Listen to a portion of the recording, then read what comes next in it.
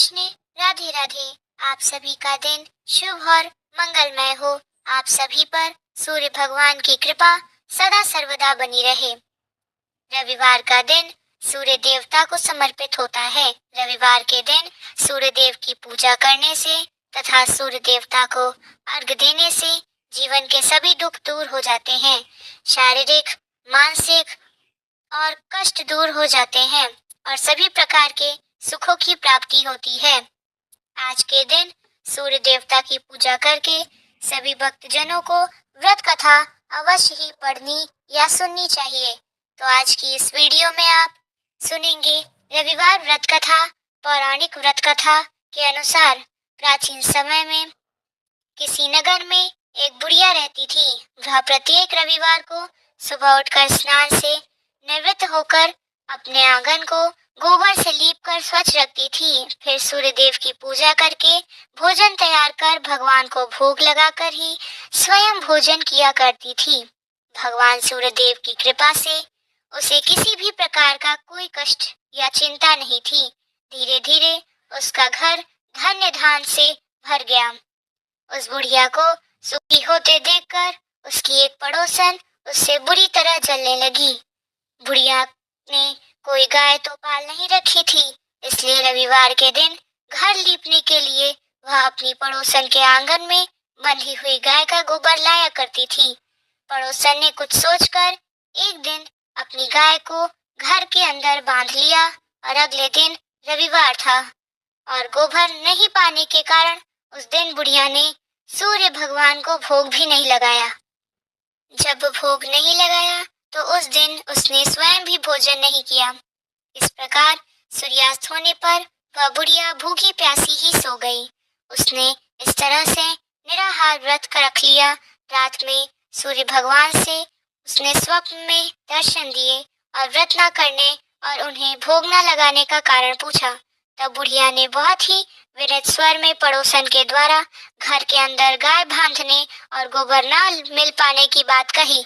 सूर्य भगवान ने अपनी भक्त की परेशानी का कारण जानकर उसके सब दुख दूर करते हुए कहा, हे माता, आज हम आपको एक ऐसी गाय देते हैं जो सभी इच्छाएं पूर्ण करती है, क्योंकि उसके आप हमेशा रविवार को पूरा गाय के गोबर से लीप कर फिर भोजन बनाकर मुझे भोग लगाकर ही स्वयं भोजन करती हो। इससे मैं बहुत प्रसन्न हूँ।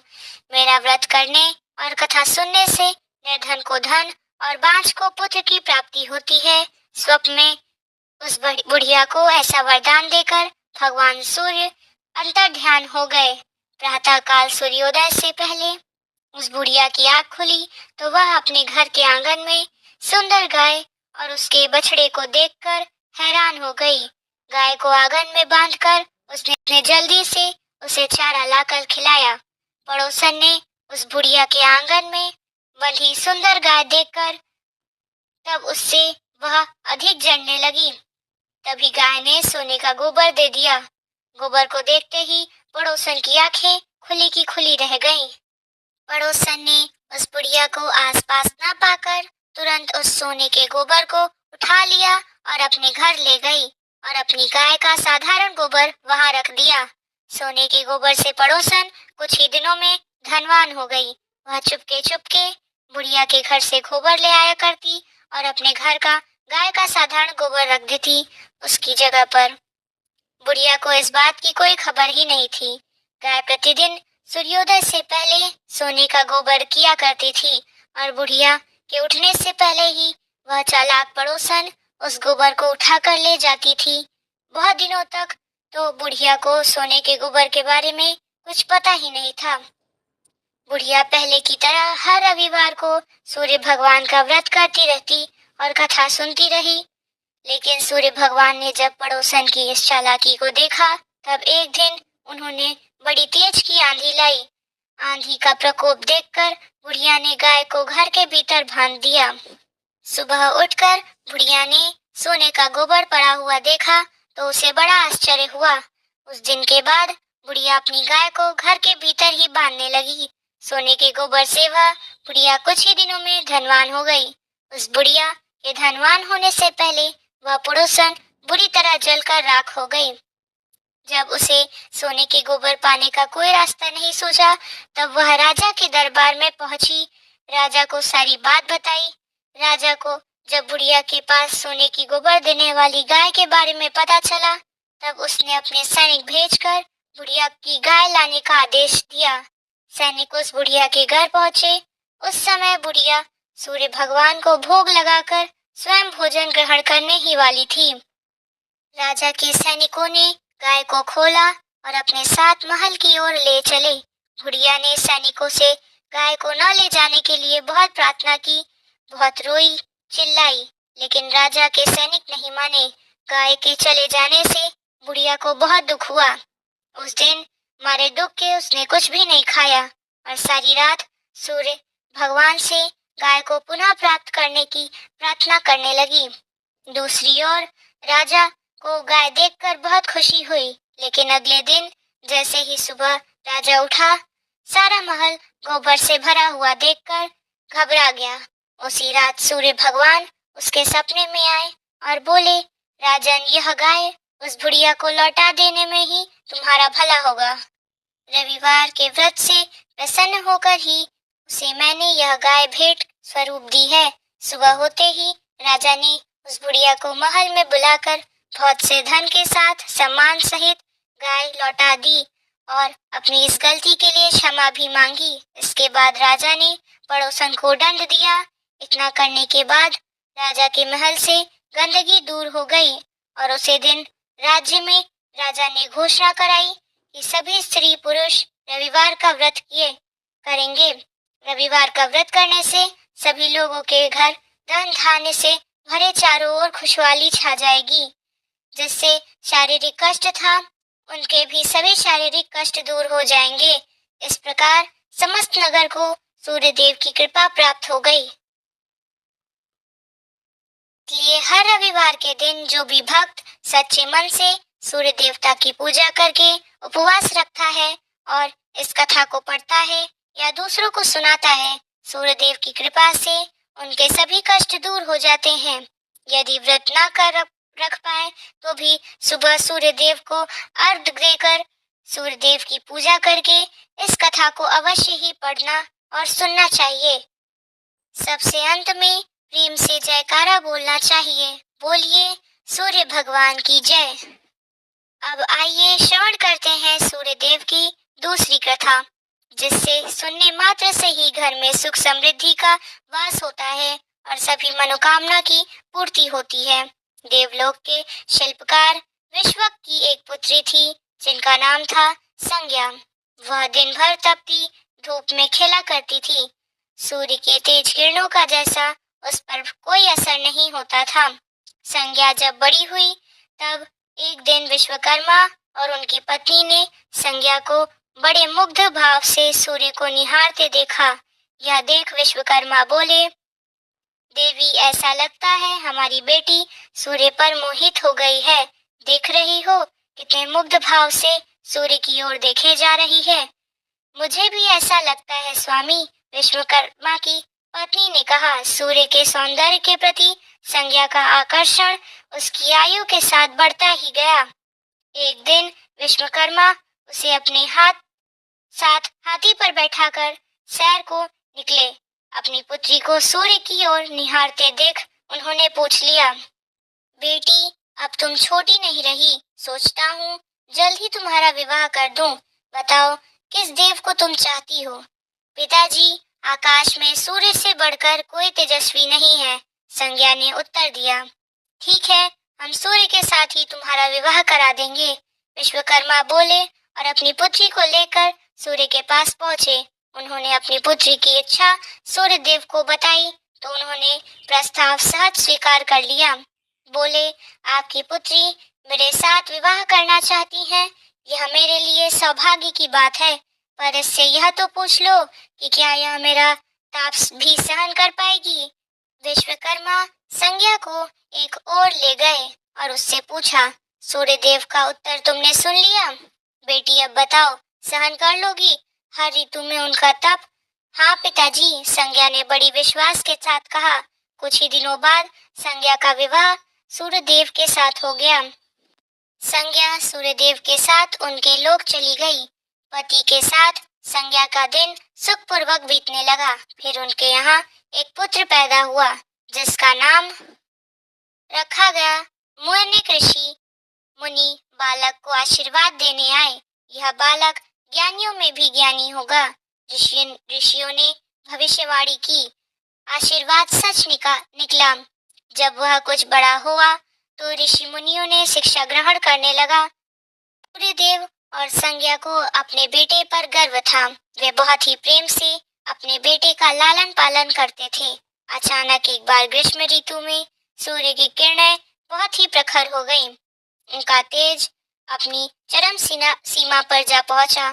संज्ञा की चमड़ी झुलसने लगी। सूर्यदेव ने उसे अपने पास बुलाया तो वह अपनी आंखों पर हाथ रखकर उनके पास पहुंची। सूर्यदेव बोले, संज्ञा, मेरी ओर देखो। तुमने अपनी आंखें क्यों ढक ली है? नेत्र खोलो और मेरी ओर देखो। मैं तुम्हारा पति हूँ। स्वामी, आपके तप से मेरी आंखें खुल नहीं पा रही हैं। संज्ञा ने कहा, इसका अर्थ तो हुआ कि तुम मुझे अपने से दूर कर रही हो। विवाह के पूर्व मैंने तुमसे पूछा भी था कि क्या तुम मेरा तप सहन कर पाओगी। तुम्हारी सहमति पाकर ही मैंने तुमसे विवाह करना स्वीकार किया था, लेकिन अब तुम अपने वचन से मुकर रही हो। सूर्यदेव ने कुछ क्रोधित होते हुए कहा, स्वामी, इसमें मेरा कोई दोष नहीं है। संज्ञा बोली, आपका तप इतना प्रखर है कि सूर्यदेव और भी कुपित हो उठे। बोले, सुनो संज्ञा प्राणवायु, परंतु तुमने मेरी ओर से आंखें बंद कर ली। आता तुम्हारा गर्भ से जो बालक उत्पन्न हुआ है वह यम होगा। यम अर्थात मृत्यु का देवता। संज्ञा वहां से भाग जाना चाहती थी, लेकिन बच्चों का मुंह उसे विवश किए हुए था। संज्ञा की एक सहज थी, उसका नाम था छाया। वो हूबहू संज्ञा की ही प्रतिलिपि थी। उसने इस विषय में छाया से मदद लेने का निश्चय किया। उसने छाया को बुलाया और अपनी समस्या बताई। सुनकर छाया बोली, मुझे क्या पता क्या करना होगा। तुम संज्ञा बनकर मेरे पति के पास जाओ और उनकी पत्नी और मेरे बच्चों की माँ बनकर वहीं रहो। संज्ञा ने कहा, उन्होंने मुझसे पूछा तो था, तो कहना मैं संज्ञा हूँ। भेद मत खोलना। यह सब मैं करूंगी, लेकिन मेरी एक शर्त है। सूर्यदेव कभी मुझ पर बिगड़े या श्राप देने लगे तो मैं सारा भेद खोल दूंगी। छाया ने कहा, ठीक है।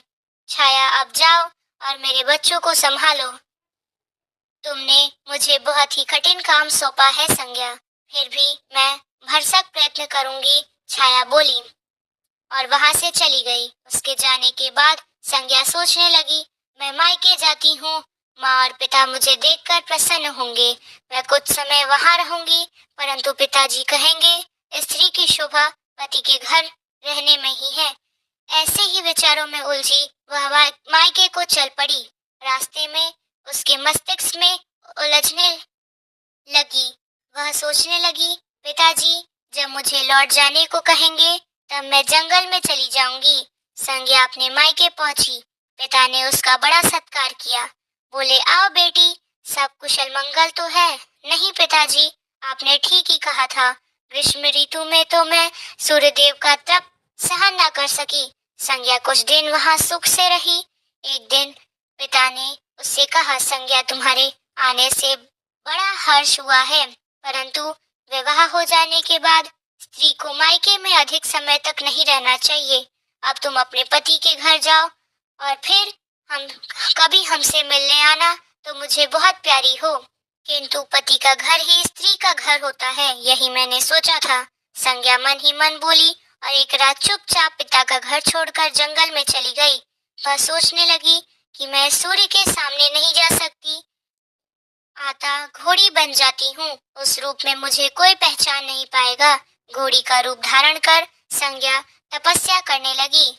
सूर्य के ताप की शक्ति को कम करने के लिए उधर छाया ने सूर्य के यहाँ जाकर संज्ञा का स्थान ले लिया। सूर्यदेव ने उसे संज्ञा ही समझा। वे बोले, तुम लौट आई, मेरे यहाँ क्षमा कर दो। स्वामी, मैंने अपनी दुर्बलता को जीत लिया। छाया खेत भरे स्वर में बोली, संज्ञा, मैं तो कब का तुम्हें क्षमा कर चुका हूँ। अब घर की जिम्मेदारी संभालो, बच्चों का लालन पालन करो, सूर्यदेव ने कहा। छाया ने कक्ष में लेटे दोनों बच्चों पर निगाह डाली और घर की जिम्मेदारियां संभाल कर छाया इस घर में सुखी थी। वह प्रायः सोचा करती कि बेचारी संज्ञा कितना अच्छा घर त्यागना पड़ा, उसे क्या कभी नहीं लौटेगी। समय पाकर छाया को एक पुत्र हुआ। पुत्र पैदा होने के बाद वह कुछ चिंतित रहने लगी। मुझे यह नहीं भूलना चाहिए कि मैं संज्ञा की छाया हूँ। छाया ने एक पुत्र और पुत्री को जन्म दिया। अब छाया का व्यवहार बदलने लगा। वह अपने बच्चों से तो प्यार करती थी, लेकिन संज्ञा के बच्चों को डांटने और उनके साथ दुर्व्यवहार करने लगी। मनु ने तो वे माता के व्यवहार को नजरअंदाज कर दिया, लेकिन यम का तो उसका व्यवहार खटकता रहा। माता छाया का यमुना बहन के साथ ऐसा व्यवहार करना उचित नहीं। वह अपने बच्चों के साथ तो कितना अच्छा व्यवहार करती है, हम भाई बहन से नफरत करती है। एक दिन तो हद ही हो गई। छाया ने यमुना के बाल पकड़े और उसे डंडे से पीटते हुए बोला, कमबख्त, तो मरते भी नहीं हो, मर जाए तो मेरा पीछा छूट जाए। जब छाया देर तक यमुना को पीटती रही तो यम से ना रहा गया। उसने जाकर छाया का हाथ पकड़ लिया और गुस्से से बोला, बस माता, अब तुमने यमुना पर हाथ उठाया तो मुझसे बुरा कोई नहीं होगा। अच्छा, तेरी यह हिम्मत, मुझे धमकी दे रहा है? ठहर जा, आज मैं तेरे पिता से इसकी शिकायत करूंगी। छाया क्रोध से सिहर उठी। छाया ने तो इस डर से सूर्यदेव से शिकायत न की कि कहीं उसका भेद उजागर न हो जाए, लेकिन यम और यमुना ने तंग आकर अपने पिताजी से उसकी शिकायत अवश्य कर दी। पिताजी, यह स्त्री हमारी माँ नहीं है। यम ने कहा, हाँ पिताजी, पुत्र माता से विमुख हो सकता है, परंतु माता की ममता कभी कम नहीं हो सकती। यमुना बोल उठी, मैं देख लूंगी, तुम जाओ, डरो नहीं, सब ठीक हो जाएगा। ऐसा कहकर सूर्यदेव ने बच्चों को धैर्य बंधाया, लेकिन बच्चों के जाते ही वे सोच में पड़ गए। बच्चे ठीक कहते हैं, यह अवश्य कोई माया है। सूर्यदेव गुस्से में भरकर छाया के पास पहुंचे और उसके केश पकड़कर झकझोर हुए कहे, बोलो, सच बताओ तुम कौन हो, अन्यथा मैं तुम्हें कठोर दंड दूंगा। हरि स्वामी, भय से कांप छाया बोली, मैं संज्ञा की छाया हूँ। वह आपकी देखभाल का भार किसी और को सौंपे बिना नहीं जाना चाहती थी, इसलिए उसने मुझे आपके पास भेज दिया। वह कहाँ गई है? सूर्यदेव ने पूछा। अपने पिता के यहाँ। सूर्यदेव सीधे विश्वकर्मा के पास पहुंचे और उनसे बोला, संज्ञा कहाँ है? वह तुम्हारे तेज से बचने के लिए यहाँ आई थी, विश्वकर्मा ने बताया। अब वह कहाँ है? मैंने ध्यान करके पता किया है कि उसने घोड़ी का रूप ले लिया है। वह जंगल में घूमती रहती है और तुम्हारे तेज को घटाने के लिए तपस्या कर रही है, विश्वकर्मा ने बताया। तो आप मेरा तेज घटा दीजिए, फिर उसे खोजने के लिए चलते हैं, सूर्यदेव बोले। विश्वकर्मा ने सूर्यदेव के तेज को 8वां भाग छाट दिया, जिससे उनका तेज घट गया। फिर वे संज्ञा को खोजने निकले। उन्होंने राहगीरों से पूछताछ की कि तुमने इधर उधर कोई घोड़ी देखी है? हाँ, एक विलक्षण घोड़ी को हमने पास विचरण करते हुए देखा है, राहगीरों ने बताया। उसमें विलक्षण क्या है? वह घोड़ी मानवी भाषा में बोलती है। देवता, तो वह अवश्य ही संज्ञा होगी, सूर्य बोले। सूर्य घोड़ी के निकट पहुंचे और कहा, संज्ञा, मैं सूर्य हूँ, तुम्हारा पति। अब यह घोड़ी का रूप त्याग दो। जब तक मेरी मनोकामना पूरी न होगी, मैं यह रूप नहीं त्यागूंगी। घोड़ी बनी संज्ञा ने उत्तर दिया, तुम्हारी मनोकामना तो पूरी भी हो गई, सूर्य ने कहा। सूर्यदेव, ठीक है। बेटी विश्वकर्मा बोली, मैंने इनके तेज का 8वां भाग काट दिया है। पिता से आश्वासन पाकर संज्ञा ने अपना घोड़ी वाला रूप त्याग दिया और उसने अपने स्वाभाविक रूप में आ गई। हर्ष और विभोर से अपने पिता से लिपट गई और फूट फूट कर रोने लगी।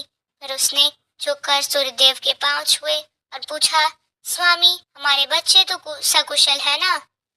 दोनों बच्चे ठीक तो हैं? मनु, यम और यमुना को अब फिर से माँ मिल जाएंगी। सूर्यदेव ने मुस्कुराकर कहा, मैं अब कभी भी सपना घर और अपना घर त्याग कर नहीं जाऊंगी। संज्ञा बोली, आप छाया को क्षमा कर देना और अपने साथ ही रख देना। दोनों का मिलन देखकर विश्वकर्मा ने भी अपना आशीर्वाद प्रदान किया। जाओ और सदा सुख शांति से रहो। सूर्यदेव और संज्ञा सूर्यलोक पहुंचे और छाया और बच्चों के साथ आनंद पूर्वक रहने लगे। इसी तरह से रविवार का कथा समाप्त होता है। अगर आपको यह वीडियो पसंद आई हो तो चैनल को लाइक, सब्सक्राइब कीजिएगा और बेल आइकन को प्रेस करिएगा, जिससे यूनिक वर्ड ऑफ गॉड की सारी वीडियोस मिलती रहेंगी।